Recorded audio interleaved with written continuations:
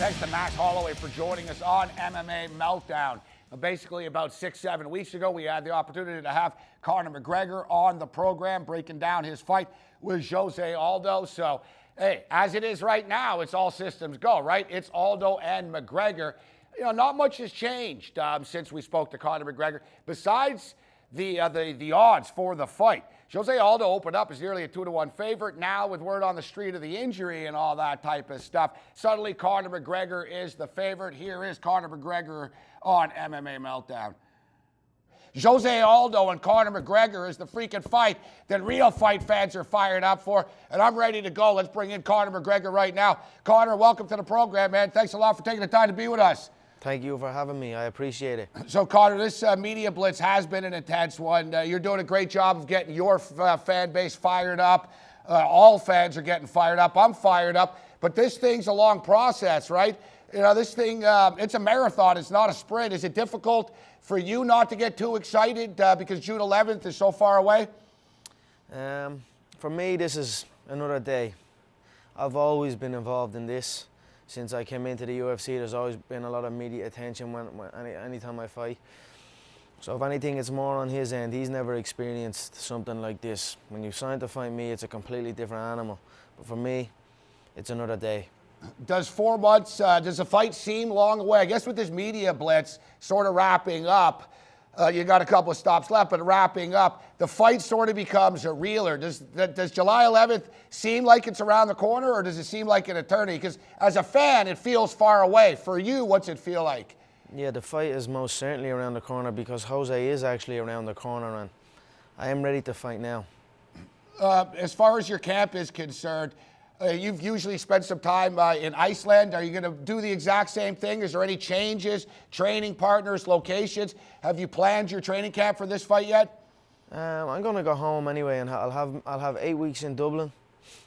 So I'll continue. I'll train with my people who I train with, and then I believe I'm going to get a house out in Las Vegas, set up a big gym, bring my team over with me, bring in sparring buddies, and go from there. But it's still not 100% decided, but it's looking like 8 weeks in Dublin, 8 weeks in Vegas.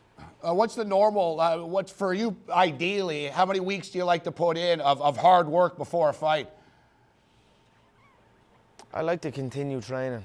I like to continue. I feel when I don't train,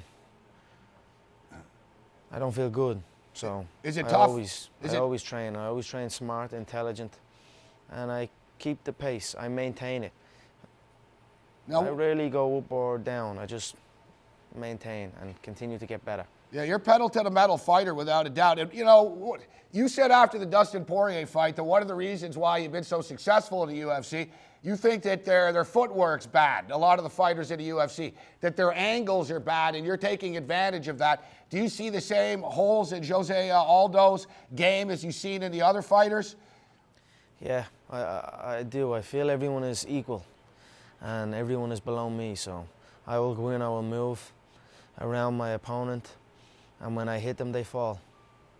Now, Jose Aldo opened up as a nearly 2-1 favorite in this fight, but with each and every passing day, man, the line continues to drop. I wouldn't be surprised if it could be a pick'em when it's all said and done. What do you say to the Las Vegas odds makers that opened up Aldo as a favorite? They are about to lose a lot of money. Do you get motivated? Are you aware of the numbers at all? As you know, do you like to gamble at all on other fights, on other sports? Are you aware of what the numbers are? I do gamble occasionally, but I actually haven't in a while. But every single number on planet Earth I am interested in, and I am aware of.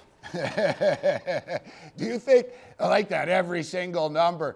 Do you think, and you know, as you stated, you're a mixed martial artist, you're a student of the game, but you're so good at getting people fired up. Do you think your actual MMA skills and your approach, your technical skills as a fighter sometimes get overlooked? Not just by the media, but maybe by your opponents because you piss them off so much. They're just thinking about the stuff you've told them. They don't realize how technically sound you can be. Yeah, I feel they overlook it. They feel it is all talk, it is a joke. Until we are face to face, until it is time to go. And then each one learns as we go. Every contest, people learn. It's not all talk. So this will be no different. What is the biggest challenge that Aldo presents to you from a fighting standpoint? Will you concede that he's the best opponent that you faced? I feel all opponents are similar. They're blank. It's a new body type. I don't feel threatened by him. He has no stopping power. He has not hurt anybody in a long, long time. So I will walk him down. I feel he is battle worn. He has many, many wars inside the octagon. The human brain cannot take them wars. Time catches up, and then a young gorilla comes and takes over. You know, Conor, I didn't think that you were going to be able to rattle Aldo. I mean, the guy grew up in Brazil. He's not one of these silver spoon kids. He's a tough dude. He's lived a hard life. But it seems like you have started to rattle him a little bit. When you do this stuff, is it part A, little bit of entertainment, and then part B, is this psychological warfare? And do you feel as though that you've already won a round against Aldo by getting in his head? Yeah, there's definitely psychological warfare taking place. But the fact that we are on this world tour, it goes up and down. The intensity goes up and down. Sometimes it isn't chill, you know, but I feel he is broken, 100%.